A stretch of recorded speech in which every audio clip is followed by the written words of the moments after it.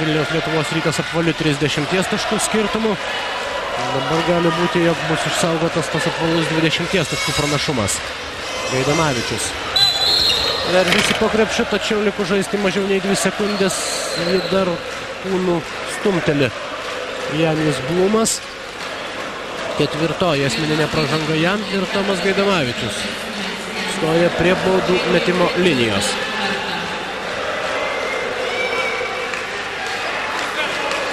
Pirmasis metimas taiklus, Tomas Gaidamavičius pelno 18 tašką, o jūsų ekranuose jau triumfuojantis ir pergalę švenčiantys Vilniaus Lietuvos Ryto ekipos gerbėjai. Abi baudas pataiko Tomas Gaidamavičius. 19 taškų jo sąskaitoje ir aidi finalinė šių rungtynių sirena, skelbianti Vilniaus komandos pergalę 18 taškų skirtumo. 86-68 tokiu rezultatu baigėsi šios rungtynės. Atsisveikina.